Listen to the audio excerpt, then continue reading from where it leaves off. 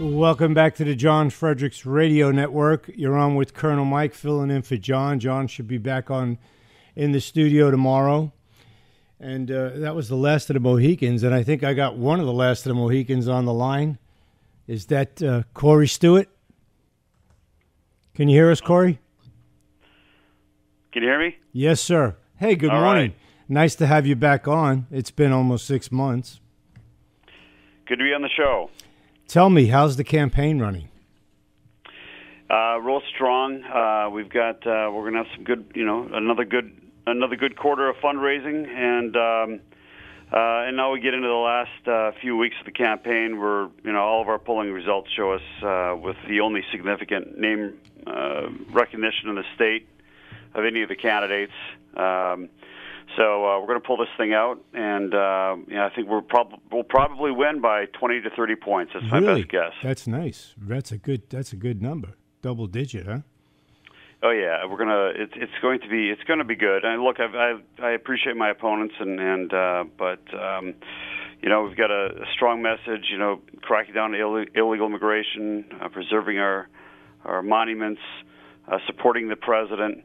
And then, of course, my ability to win in Northern Virginia, which is necessary. We've got to be able to do is win. And if we can't win, then what's the point of even running? So that's what I've been able to do, 4 times in a blue county up here in Nova. And I'm the only Republican that has been able to do it, and we're going to do it. That's how we're going to win in November.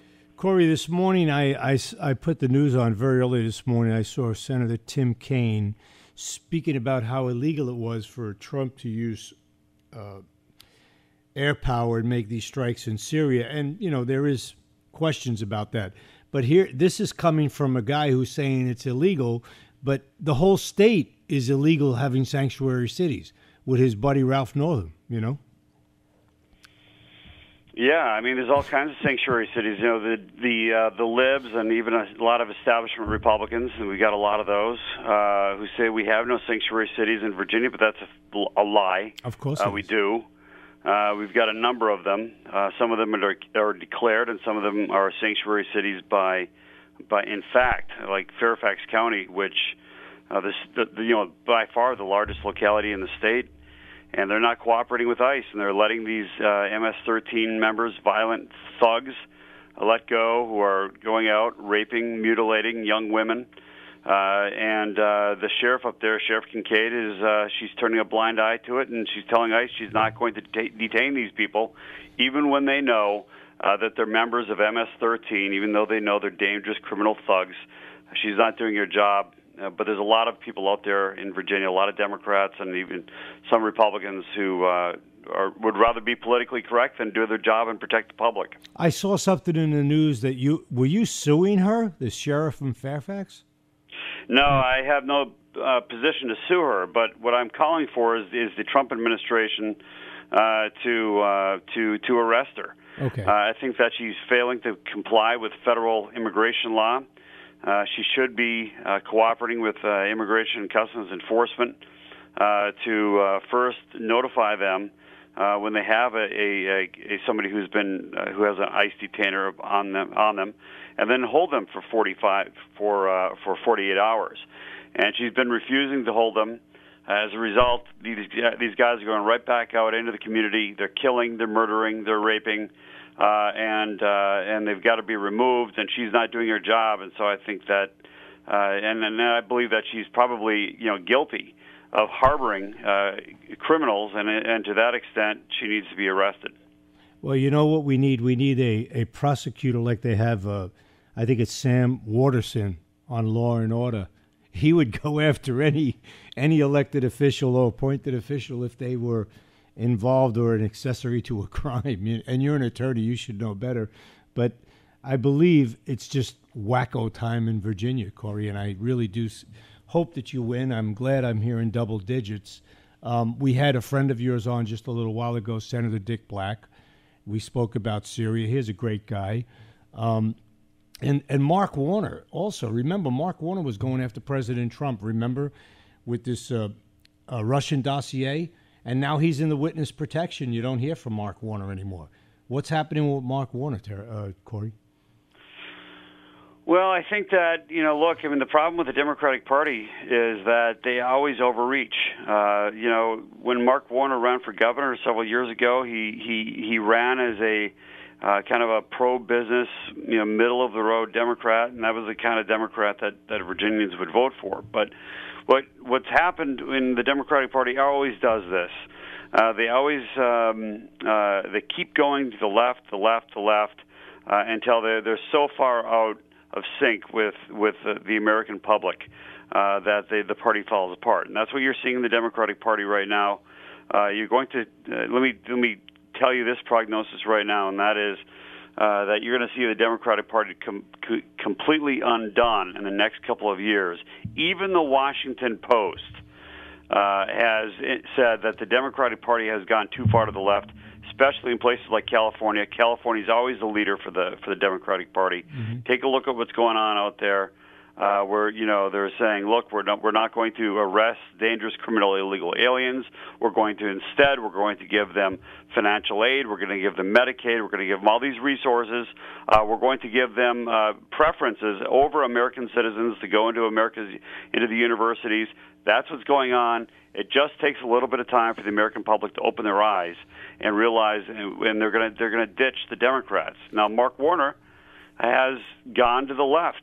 He at one point was considered more of a moderate Democrat. That's no longer the case, and the only thing he's doing right now is taking pot shots at the president instead of trying to govern and lead. But even worse than Warner, of course, is Tim Kaine. Corey, should you win the race, and I think you have a very good chance of winning the race, you will be in the likes and company of somebody like Cory Booker. Cory Booker from New Jersey the other day had Mike Pompeo at a hearing. I don't know if you heard about the hearing for him to be the head of the State Department, but the big question for Cory Booker was, does Mike Pompeo believe in sodomy? This is what you're getting out of the Senate today. Yeah. I mean, it's truly unfortunate, but just remember, I mean, the American people throughout history they're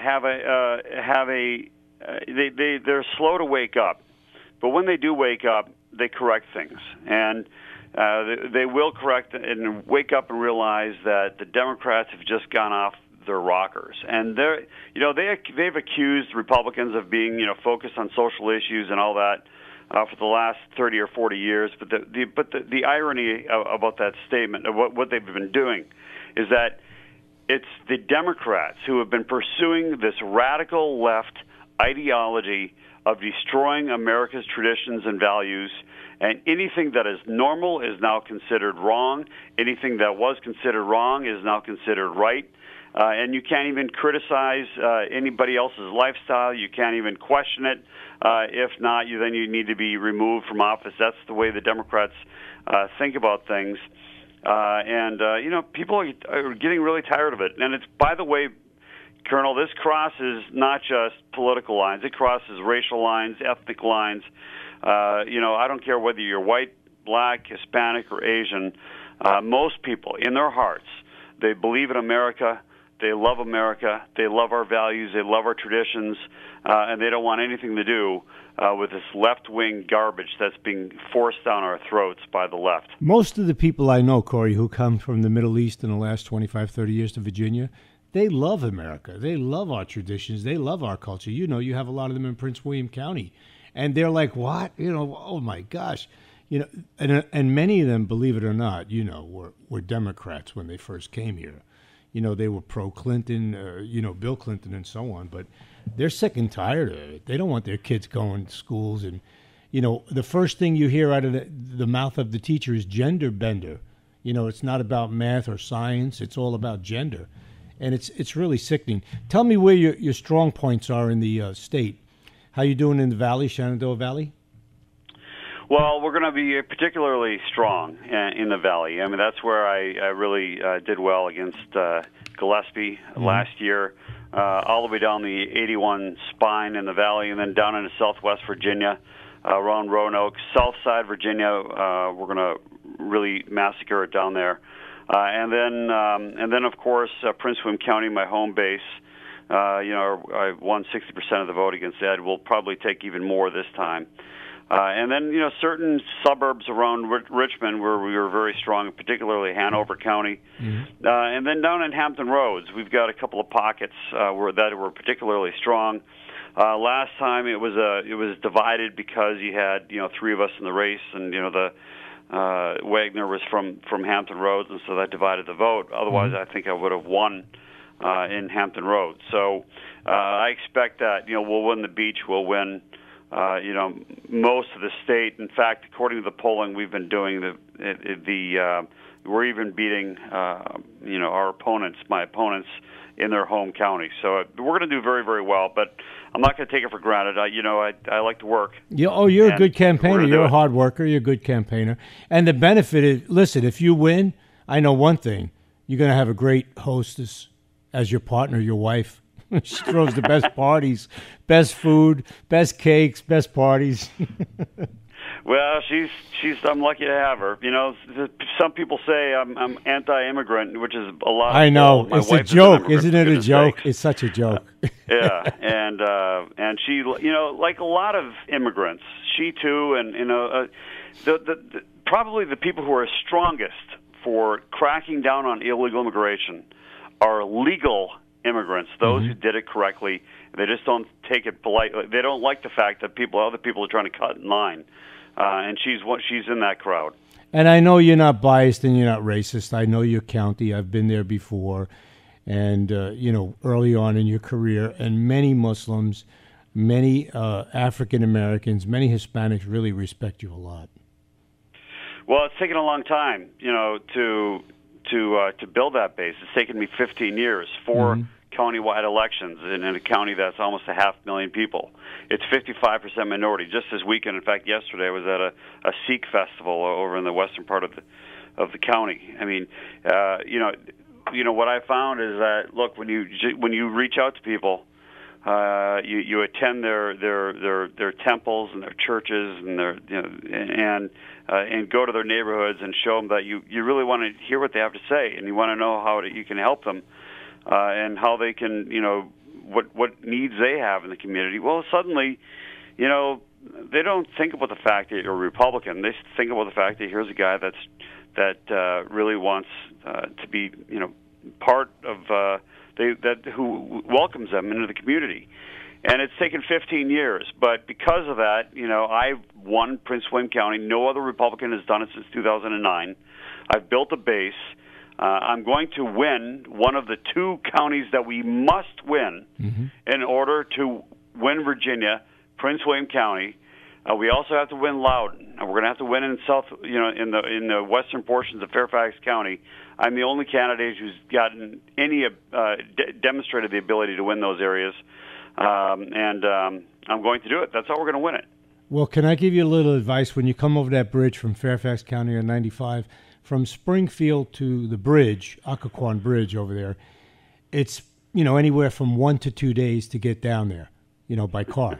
Yeah. Put a sign welcoming everybody. Say, look, you're welcome to Prince William County. You could step on the gas now. Do you know it takes me like an hour and a half to get from Springfield to Prince William County sometimes? And I'm like, what happened? As soon as we get there, just before the Manassas exit, you could do 70 miles an hour. It's open. I'm like, what is it? It's like petrified rocks by the time they get to Prince William. So put the welcome sign, put some flashing lights, something like that.